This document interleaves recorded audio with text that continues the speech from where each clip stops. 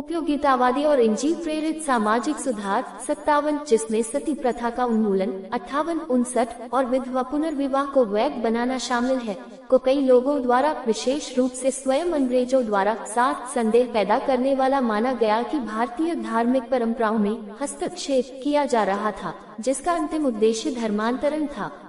61 Chris बेली सहित हाल के इतिहासकारों ने इसे ज्ञान के टकराव के रूप में फ्रेम करना पसंद किया है, जिसमें विद्रोह से पहले धार्मिक अधिकारियों की घोषणाएं और उसके बाद की गवाही शामिल है, जिसमें महिलाओं का अपमान, ब्रिटिश संरक्षण में निम्न लोगों का उदय, पश्चिमी चिकित्सा के कारण होने वाला प्रदूषण और पारंपरिक ज्योतिष अधिकारियों का उत्पीड़न और अनदेखी जैसे मुद्दे शामिल हैं।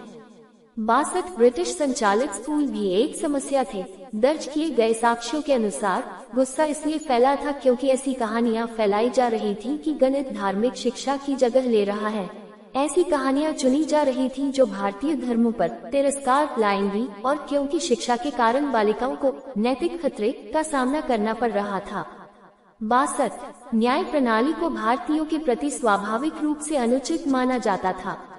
आधिकारिक ब्लू बुक्स ईस्ट इंडिया यातना 1855-1857, 1856 और 1857 के सत्रों के दौरान हाउस ऑफ कॉमन्स के समक्ष रखी गई, जिसमें बताया गया कि कंपनी के अधिकारियों को भारतीयों के खिलाफ क्रूरता या अपराध के लिए दोषी ठहराए जाने या आरोपी होने पर अपील की एक विस्तारित श्रृंखला की अनुमति दी गई थी।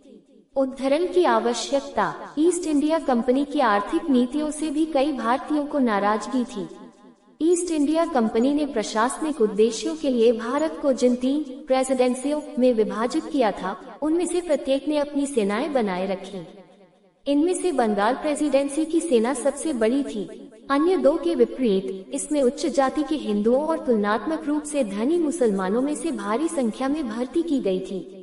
बंगाल सेना के भीतर 18 नियमित घुड़सवार इकाइयों 64 में मुसलमानों का प्रतिशत अधिक था, जबकि हिंदू मुख्य रूप से 84 नियमित पैदल सेना और घुड़सवार सेना रेजिमेंटों में पाए जाते थे।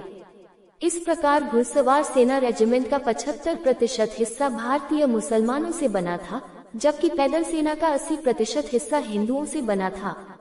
65 इसलिए सिपाही भारतीय समाज के भूमिधारकों और पारंपरिक सदस्यों की चिंताओं से काफी हद तक प्रभावित थे।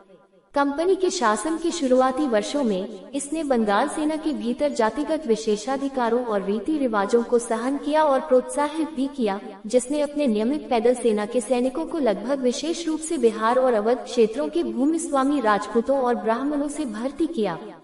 इन सैनिकों को पूर्बिया के नाम से जाना जाता था। 1840 के दशक के बाद से जब कलकत्ता में आधुनिकीकरण करने वाली सरकारों के कारण इन रीति रिवाजों और विशेषाधिकारों को खतरा पैदा होने लगा, तब तक सिपाही बहुत ऊंचे अनुष्ठानिक दर्जे के आदी हो चुके थे और इस बात के प्रति बेहद संवेदनशील थे कि उनकी जाति दूषित हो सकती है। सिपाही धीरे धीरे सेना के जीवन के विभिन्न अन्य पहलुओं से भी असंतुष्ट हो गए।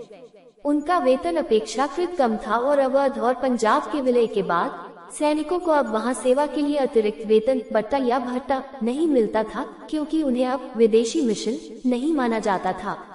जूनियर ब्रिटिश अधिकारी अपने सैनिकों से लगातार अलग थलग होते जा रहे थे।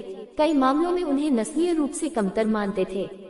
1856 में कंपनी द्वारा एक नया भर्ती अधिनियम पेश किया गया, जिसने सिद्धांत रूप में बंगाल सेना की प्रत्येक इकाई को विदेश में सेवा करने के लिए उत्तरदायी बना दिया।